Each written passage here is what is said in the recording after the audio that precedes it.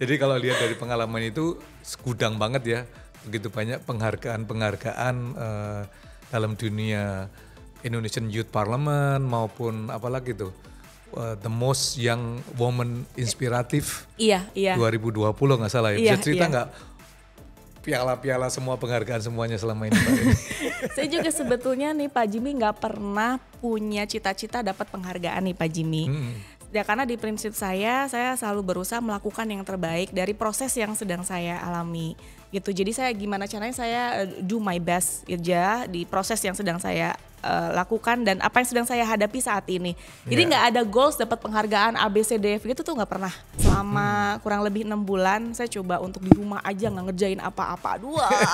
Pusing luar biasa ini. Yang ngerjain apa-apa, networking sempit, pikiran juga sempit juga, terus kayaknya tuh ya bukan lagi penghasilan gak nambah juga, relationship dengan yang lain juga jadi kurang oke gitu. Hadirnya pemimpin muda memiliki urgensi yang signifikan dalam upaya mengembangkan bidang entrepreneurship. Kemampuannya dan pengetahuannya anak-anak muda ini dalam bidang entrepreneurship tentunya dapat membantu dan memacu pertumbuhan ekonomi Indonesia, mendorong gerak cepat globalisasi, memberikan inspirasi bagi terwujudnya Indonesia Emas pada tahun 2045 mendatang. Saya Jimmy Untoro dalam Satu Cerita untuk Indonesia, bagaimana menggerakkan anak muda di bidang kepemimpinan, entrepreneurship, inovasi dan diplomasi global. Bersama dengan saya Mbak Reni Fitriani, founder dari Super Key Group. Mbak Reni, thank you banget nih telah hadir dalam Satu Cerita untuk Indonesia. Apa kabar nih Mbak? Alhamdulillah baik Pak Jimmy. Good ya. Mbak Reni kalau lihat dari kegiatan You akhir-akhir ini ya, semuanya membicarakan dunia anak muda Indonesia. Yeah. Khususnya membina mereka untuk menjadi entrepreneur ya. Iya. Gimana sih ceritanya sehingga Mbak Reni bisa menggeluti membangun entrepreneur sedini mungkin? Iya. Jadi Pak Jimmy kalau dilihat dari sekarang gitu ya, bahwa skill yang harus dimiliki anak muda sekarang tuh bahkan skill usaha nih, entrepreneurship. Oke. Biar mereka itu lebih kuat dalam banyak hal, lebih adaptable, mental mereka jadi lebih mateng gitu ya. Jadi ketika berhadapan dengan berbagai macam situasi, mereka bisa tetap struggle. Gitu Pak Jimmy. Jadi saya pikir bahwa kalau mereka dibekali entrepreneurship ya, wawasan wirausaha dan mereka belajar dari sekarang untuk memulai usaha, itu merupakan sebuah skill yang memang bisa jadi bekal mereka untuk masa depan mereka. Gitu Pak Jimmy. Jadi kalau kita ngelihat ya Mbak Reni, entrepreneur sendiri di Indonesia masih kurang lebih 2,5%, 3%, dibutuhkan 6-7% dari seluruh populasi yang ada di Indonesia ini ya. Dan kalau kita lihat Indonesia demand untuk menjadi entrepreneur ini sangat tinggi. Saya kagum ya Mbak Reni dari seorang profesional menjadi entrepreneur. Bisa cerita nggak gimana sih jembatan dari semuanya diawali dengan bank, kerja di bank, sekarang punya begitu banyak perusahaan. Iya. Jadi Pak Jimmy, sebetulnya dari kecil saya sudah punya mindset usaha sejak kecil sebetulnya, karena mungkin saya pernah ikut berbagai macam kompetisi, perlombaan, jualan segala macam, itu juga bagian daripada usaha sebetulnya. Jadi saya dulu senang nyanyi, ikut kegiatan entertainment segala macam, ya itu demi apa, biar punya uang. Nah itu dari jasa-jasa MC, jasa MC, jasa entertain yang lain lah yang pernah saya ikutin dari masa kecil. Namun mulai difokusin itu ya tentunya dari tahun 2010 ya, 2010 udah punya usaha hijab. Kemudian di 2012 sampai 2016 akhir ya, 2012 awal sampai 2016 akhir tuh fokus di bank perbankan gitu. Dari situ saya belajar banyak sebetulnya. Saya belajar tentang bisnis itu bahkan di bank. Gitu, di bank saya belajar menjadi seorang profesional trainer, bahkan itu di situ di perbankan. Saya menguasai tentang manajemen resiko. Kemudian saya belajar mengenai fraud, money laundry dan yang lain itu tuh adanya di perbankan. Jadi saya belajar banyak di sana di bank gitu. Jadi setelah di perbankan baru saya coba diimplementasikan di dunia bisnis sendiri. Nah itu bisnis yang kita ambil di awal itu ya bisnis jasa nih Pak Jimmy. Jadi ya nggak keluar jalur amat sih dari background pernah jadi bankir gitu Pak. Guys, ini nggak sekedar company ya, tapi Mbak Reni punya ciri bagaimana mengembangkan social entrepreneur gitu ya. Dan salah satunya adalah Super Key Group. Bisa ceritakan nggak apa sih dari Super Key Group sendiri Mbak? Iya baik Pak Jimmy. Jadi Super Key Group itu merupakan sebuah holding company untuk saat ini. Kita sudah mulai mengholdingkan itu tahun 2022 sebetulnya. Nah namun berawal mulainya dari perusahaan konsultan dulu nih Pak Jimmy. Di Super Key Consulting dulu. Di 2017 jadi saya resign dari bank tersebut. Kemudian ngebangun perusahaan konsultan. Tadinya konsultan keuangan aja, karena background kita kan basically dari sisi keuangan. Namun lama-kelamaan ternyata kita spesifik ke bisnis. Nah, di bisnis itu juga kan kita ada keuangan juga kan. Nah, kemudian lama-kelamaan kita juga alhamdulillah klien kita semakin bertambah, partner kita semakin bertambah, kolega semakin bertambah. Akhirnya juga kita jadi punya perusahaan lagi di bawahnya gitu. Dari konsultan tersebut. Akhirnya kita muncullah Super Key Group gitu Pak Jimmy. Jadi dalamnya ada Super Key Consulting Groupnya, kemudian ada perusahaan-perusahaan konstruksi yang memang itu tadinya klien-klien kita yang kita bantu, termasuk ada institutnya khusus untuk sertifikasi profesional dan inkubasi untuk UMKM, dan juga kalau Super Key Consulting sendiri sekarang fokus sebagai global accelerator gitu Pak Jimmy. Salah satu dari yang saya baca ini bagaimana Super Key bisa menjadi Indonesian representative di dalam World Forum ya. Bisa ceritakan nggak Mbak Neni? Iya, jadi sebetulnya saya dulu pernah punya cita-cita nih Pak Jimmy. Entah iseng aja gitu, saya pengen banget nih pidato di depan ratusan orang gitu di berbagai macam negara. Itu iseng aja sebetulnya. Tapi terwujud nih di 2021. Ya 2022 2022 yang dimana saya waktu itu dari 2021 dipercaya sebagai koordinator Indonesia di Global Youth Parliament. Nah kemudian saya mengajak mengkurasi kurang lebih 30 anak muda dan executive leader dari berbagai macam perusahaan untuk ikut conference dan juga awarding di sana di Thailand waktu itu. Dan itu pun saya tidak diberikan informasi sebelumnya bahwa saya harus ngasih speech nih Pak Jimmy. Gitu ya. Betul. Jadi saya duduk aja di depan gitu ya, duduk terus tiba-tiba dipanggil Miss Reni, please give the speech to the audience. What? What gitu. Oh my god gitu. Langsung ya mau gimana coba? Tentang leadership, kemudian tentang Indonesia, udah bawa delegasi berapa orang dan yang lain. Aduh ngomong apa ya? Oh oke lah. Akhirnya aku maju aja ke depan ya, udah tinggal cerita aja apa yang aku lakukan di sana. Saya bawa berapa orang, Indonesia itu seperti apa, saya ngajak mereka untuk datang ke Indonesia gitu sih. Seperti itu. Jadi kalau lihat dari pengalaman itu segudang banget ya. Begitu banyak penghargaan dalam dunia Indonesian Youth Parliament maupun apalagi tuh the most young woman inspiratif 2020 nggak salah ya. Bisa cerita nggak piala-piala semua penghargaan semuanya selama ini Pak? Saya juga sebetulnya nih Pak Jimmy nggak pernah punya cita-cita dapat penghargaan nih Pak Jimmy. Ya karena di prinsip saya selalu berusaha melakukan yang terbaik dari proses yang sedang saya alami gitu. Jadi saya gimana caranya saya do my best aja di proses yang sedang saya lakukan dan apa yang sedang saya hadapi saat ini. Jadi nggak ada goals dapat penghargaan A B C D F gitu tuh nggak pernah ada di buku perencanaan gitu. Tapi pernah iseng tiba-tiba dapat undangan dari Kiranti brand perempuan itu kan. Jadi sebagai wanita inspiratif Indonesia. Awal mula dari Kiranti dulu tuh. Terus saya juga agak kaget juga kok bisa ya milih saya gitu ya waktu itu. Nah terus tiba-tiba ada undangan dari Kementerian SDM kalau nggak salah, Kementerian SDM dan Transmigrasi gitu ya Pak Jimmy gitu. Waktu itu ngundang saya untuk dapat penghargaan The Most Inspiring Women gitu ya waktu itu. Saya juga kaget juga dari kementerian untuk memberikan apresiasi gitu. Terus juga dari IPMI, Ikatan Pengusaha Muslim Indonesia, yaitu Perempuan Inspiratif Indonesia. terus sebagai Global Youth Leader di Thailand, terus Global Youth Innovative Leader di Dubai kemarin. Jadi saya juga nggak tahu juga di Pak Jimmy. Sama dari Bank Indonesia juga pernah, di Bank Indonesia Institute, Young Economic Leader pernah juga, sama apa lagi ya beberapa yang ingat. Sama terakhir kemarin penggerak wirausaha muda berprestasi dari Kementerian Pemuda dan Olahraga. Mantap gitu. Nih. Mbak Reni kembali kepada tadi ya tentang Global Youth Parliament Indonesia. Iya. Sebenarnya misinya apa sih, atau bagaimana Global Youth Parliament Indonesia ini memperdayakan anak muda di Indonesia sendiri?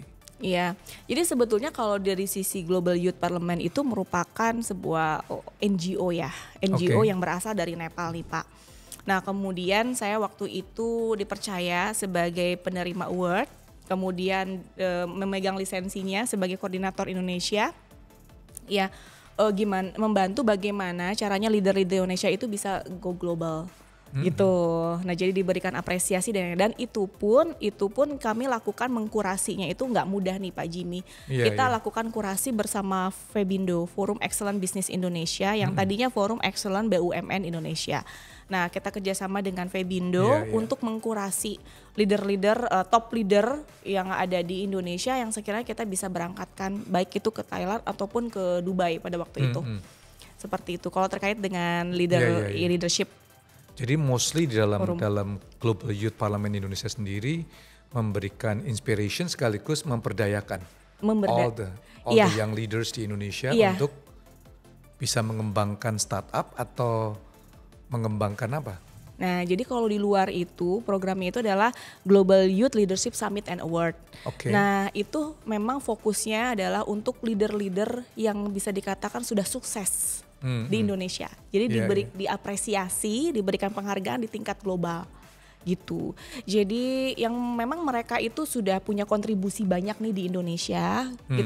Kemudian kita kurasi, undang ke sana gitu. Bahkan ada perwakilan kita juga dari Indonesia nih yang memberikan presentasi nih Pak Jimmy di sana gitu, di hadapan ratusan perwakilan di berbagai macam negara gitu Pak Jimmy.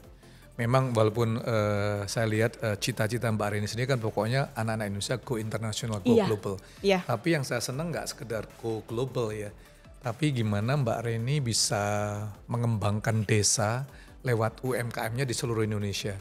Saya lupa programnya apa itu waktu itu ya, desa wisata atau? Dulu saya ngebangun itu desa andalan Pak. Desa andalan ya.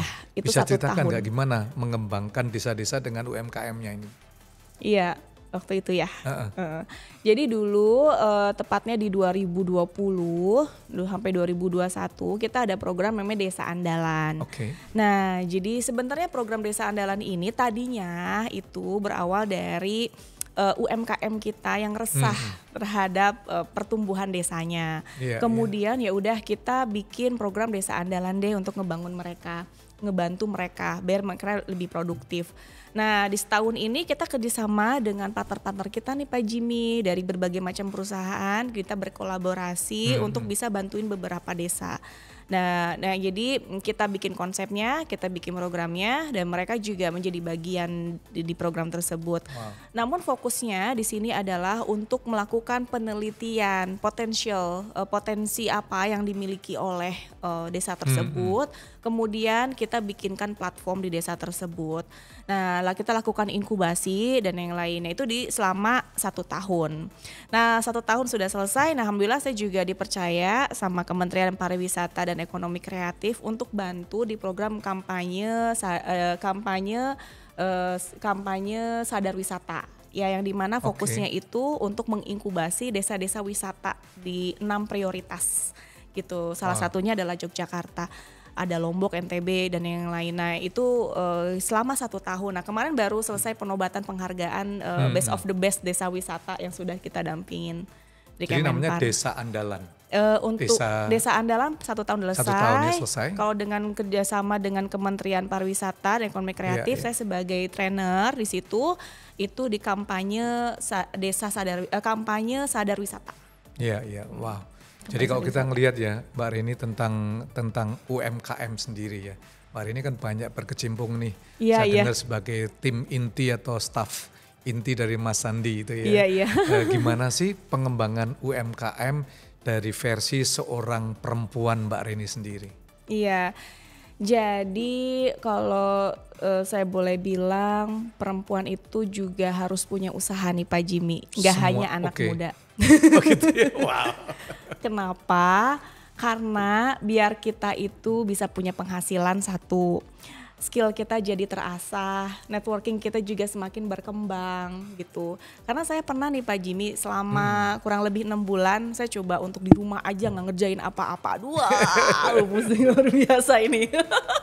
Yang ngerjain apa-apa, networking sempit, pikiran juga sempit juga, terus kayaknya tuh ya bukan lagi penghasilan gak nambah juga, relationship dengan yang lain juga jadi kurang oke gitu. Jadi bagi saya perempuan itu harus jadi pengusaha atau entrepreneur ya, nggak apa-apa jadi solopreneur juga dulu sendiri juga nggak apa-apa. Wow. Yang paling penting usaha aja dulu, punya usaha. Ini perlu didengar punya semua kaum wanita nih ya, para perempuan. Iya, karena kita kalau dilihat kalau misalnya sudah berumah tangga, kita kan nggak pernah tahu ya masa depan rumah tangga seperti apa. Ya, kita juga nggak pernah tahu bagaimana kondisi dengan pasangan ke depan seperti apa. Nah, paling tidak kalau kita punya skill dan juga kita punya usaha nih Pak Jimmy, kita jadi bisa sebagai problem solver di setiap keadaan. Nah, bisnis itu bisa jadi problem solver nih Pak Jimmy. In my perception ya. Gitu ya. Iya. Jadi kalau ngelihat dari UMKM sendiri, tadi kan cukup kontroversial lah ya statementnya. Setiap perempuan harus punya bisnis. Iya, ya. Betul. Padahal keluarga itu ngurusnya seperti ngurus bisnis, bener kan ya Mbak? Partner ya? Iya. Wah partner. Ini keren banget, jadi keluarga partnernya iya, ya. Partner. Jadi lalu seringkali kan kita ngelihat tuh stigma, wah sepintar-pintarnya perempuan ya paling ya membantu suaminya, ngurus anaknya. Itu kan stigma ya. Iya. Gimana menurut pandangan Mbak Reni sendiri? Kan membantu suami dari sisi ekonomi juga masuk. Kalau suaminya udah cukup? Suaminya udah cukup, yang ngebantu suami biar lebih happy. Kan gitu nih Pak Jimmy konsepnya. Siap. Dan bahkan kalau bisa suami jadi investor di bisnis istrinya. Wah itu jauh lebih oke lagi. Jadi bisnis bareng gitu ya. Iya. So itu kaum perempuan dengerin tuh ya, dan suami-suami juga perlu dengerin lah ya. Iya. Kasih kesempatan lah setiap perempuan Indonesia itu ya. Mbak Reni, kalau kita ngelihat Indonesia sendiri dalam bonus demografi ya 2045 ini, ini 60% sangat signifikan ya. Dari pengalaman Mbak Reni sendiri selama berkecimpung begitu banyak dari global movement maupun Indonesian movement, young movement sendiri ya. Iya. Gimana mungkin bisa memberikan pandangan atau tips-tips untuk Indonesia memasuki bonus demografi ini sendiri? Iya, jadi kalau saya boleh kasih tips ya untuk teman-teman sekalian. Yang pertama kita tuh harus upgrade dari sisi pendidikan nih Pak Jimmy, pendidikan nih. Pendidikan di sini kan ada formal, ada informal gitu ya. Nah kita nih harus update dan upgrade kualitas di pendidikan kita sendiri. Jangan sampai kita memang udah S2 misalnya S3 tapi kita nggak punya kualitas di dalam studi tersebut gitu. Kalau bisa kita memaksimalkan kualitas di pendidikan kita tersebut. Karena kenapa? Ternyata nih ketika saya masuk ke beberapa negara terutama di China itu ada kompetisi startup. Itu yang paling dilihat itu startup yang memang punya manajemen yang minimum S2, ada kualifikasinya, ada S1, S2 bahkan S3. Jadi mereka punya concern dari sisi pendidikan juga gitu. Bahkan di sana itu sangat memperhitungkan kita nih masyarakat yang memang sudah punya level pendidikannya yang lumayan. Nah, di sini bukan berarti kita pendidikan itu harus formal ya, tapi informal ikut kursus gitu ya. Sekarang kursus-kursusnya banyak online juga ya. Nah, bagaimana kita memaksimalkan, memanfaatkan ilmu itu dan kita implementasikan di kehidupan nyata. Nah, jadi buat teman-teman yang anak-anak muda yang sekiranya nanti di generasi 45 nanti 2045 yang mungkin akan berjaya ya nanti insya Allah ya. Kalau umurnya ada ya Pak Jimmy kan lumayan panjang. Tapi konon katanya diprediksi akan jadi Indonesia akan menjadi setara dengan negara-negara yang lain dari sisi kesejahteraan yang lain, tapi itu semuanya berasal dari perilaku kita saat ini.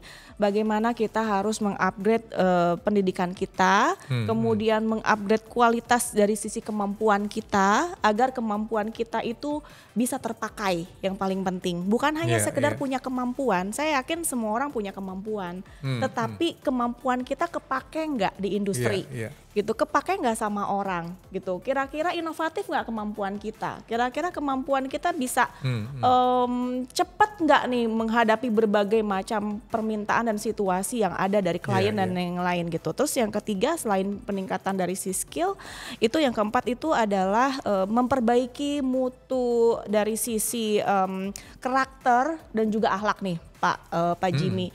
Sekarang ini kan sudah banyak sekali ya orang mau belajar online itu sangat banyak. Tetapi pembelajaran akhlak itu, karakter itu kita dapat dari keluarga dan orang-orang terdekat dan circle yang kita ciptakan sebetulnya. Jadi untuk anak-anak muda sekarang, untuk poin yang ketiga, kita harus memperkuat karakter akhlak kita dengan meng-create circle kita yang terbaik, yang sekiranya bisa ngebantu kita untuk lebih berkembang dan bermanfaat bagi banyak orang, agar kita bisa tahan banting dan kita tetap menjaga norma, perilaku dan tingkat kesopanan nih Pak, gitu. Karena keresahan orang tua sekarang itu kan sopan santun, keresahannya. Nih anak nih udah pinter-pinter jelasnya tapi kok nggak sopan, itu. Nah jadi gimana caranya kita anak-anak muda tetap menjaga etika, tetap menjaga norma, adab, karakter itu paling penting. Dan yang terakhir itu untuk anak muda zaman sekarang, tingkatkan kedisiplinan. Nah, karena kedisiplinan itu bisa menentukan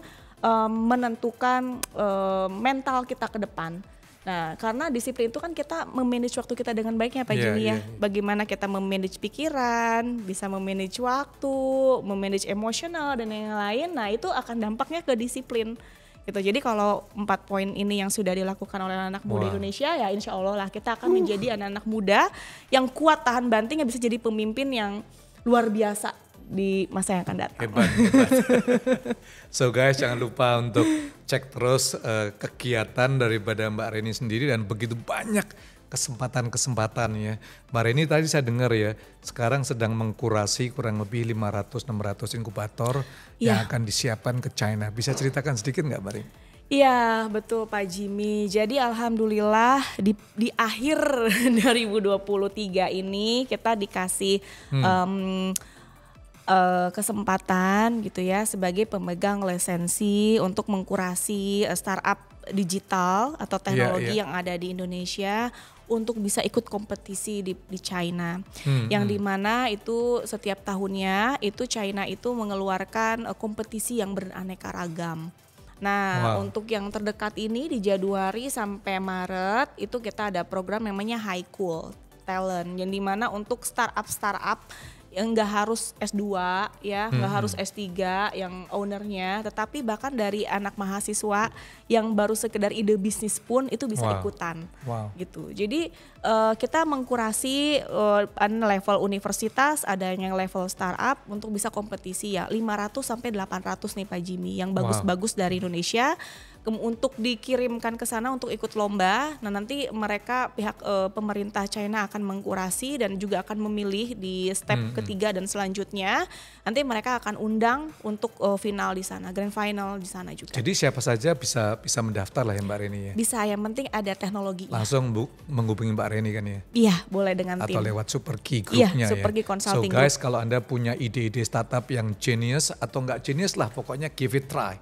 Siapa tahu Anda menjadi one of the best dan bisa menggantikan Tokped atau mengisi bagian Tokped yang lainnya, ya nggak Mbak Reni? Iya betul. Mbak Reni, kalau kita ngelihat tadi ya diberikan license yang menurut saya memberikan Super Key ini sebagai consulting group, tapi juga mempunyai jiwa social. Itu dengan memberikan empowerment begitu banyak yang people untuk bisa ada di kancah global lah ya. Tapi apa sih yang membuat Super Key Group ini beda dengan konsultan yang lainnya? Ya, kita di awal ketika ngebangun perusahaan kita sudah menetapkan 3 value. Yang pertama itu adalah impactful, comprehensive dan juga engage. Nah jadi kalau impactful semua layanan kita harus memiliki dampaknya, dan itu berasal dari riset, observe, dan yang lainnya. Jadi kita nggak akan membuat program atau memberikan advice kepada klien atau stakeholder kita sebelum kita melakukan research terlebih dahulu. Makanya semua layanan kita itu harus impact, harus ada dampaknya. Dan harus ada parameter yang jelas. Nah kemudian kedua komprehensif. Nah jadi harus benar-benar nyata dan juga memang terukur dan detail.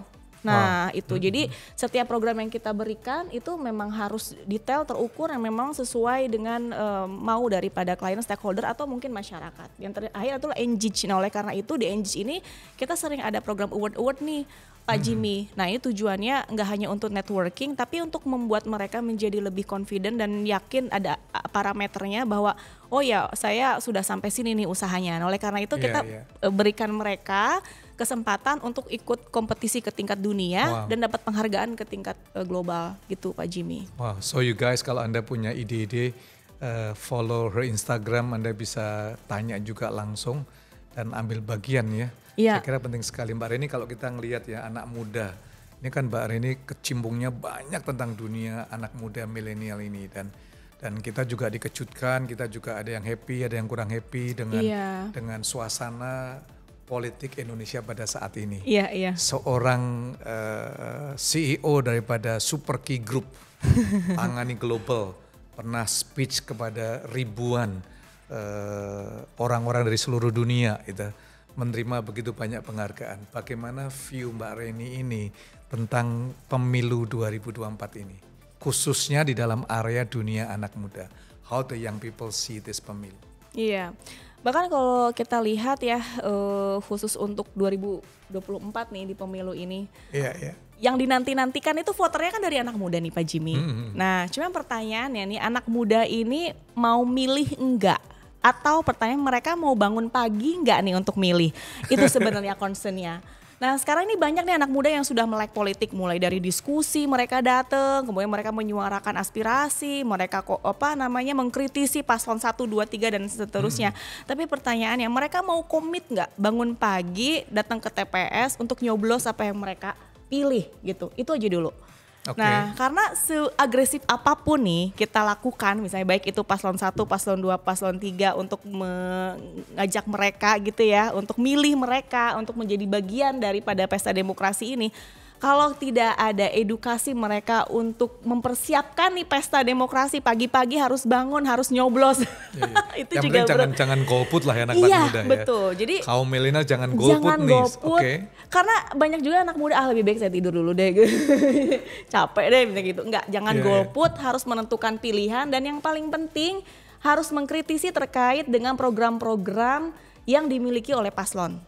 Nah, program-program itu harus sesuai nggak dengan anak-anak muda sekarang untuk membantu masa depan kalian gitu. Jadi mengkritisi program-programnya itu jauh lebih baik. Jadi ketika kita bantu mengkampanyekan atau kita memilih gitu ya, jadi kita sudah punya alasan karena programnya itu sesuai dengan apa yang aku mau gitu ke depan. Seperti itu. Jadi Mbak Reni setuju lah ya anak-anak muda ini jangan tidur melulu. Get up in the morning, jangan jadi golput, ambil bagian lah ya. Bener. Tentukan pilihan Anda dengan bijak, kenali program-programnya sendiri ya. Betul. Tapi yang jelas kita semuanya bangga lah ya, anak-anak muda sekarang boleh diberi kesempatan untuk menjadi bagian daripada kepemimpinan di Indonesia ini. Betul ya Mbak Reni betul, ya? Betul. Mbak Reni, saya tahu banyak sekali yang mau diceritakan, tapi waktu jalan terus. Ada pesan nggak dari Mbak Reni sendiri sebagai founder dari Super Key Group untuk generasi muda di Indonesia? Jadi pesannya adalah untuk anak muda Indonesia, bukan hanya sekedar harus bersemangat, tetapi kita harus punya ciri khas kita sebagai anak muda yang seperti apa. Karena anak muda yang bisa dinotis oleh negara sendiri atau banyak negara itu kalau kita punya karakter yang kuat dan punya value tersendiri yang berbeda dengan anak muda yang lain. Jadi dari sekarang ciptakan value yang terbaik buat kalian semua yang sekiranya memang kalian punya skill dan punya passion yang kuat di situ dan percaya bahwa dengan kemampuan kalian dan value yang kalian punya kalian bisa dihargai oleh banyak orang. So guys, tampil beda, punya akhlak yang benar, Ya. ya, dan Anda akan dihargai. Ini dahsyat sekali, Mbak Reni. Thank you banget nih untuk waktunya. Sama-sama Pak Jimmy. Dan saya berdoa biarlah terus sukses. Amin. Seperti grup dan Amin. juga siapa tahu menuju istana. Amin. Nah itu guys. Oke. Terima kasih sudah nonton video ini. Jangan lupa untuk like, comment, share, dan nyalakan lonceng notifikasi untuk program-program yang akan datang di dalam Satu Cerita untuk Indonesia.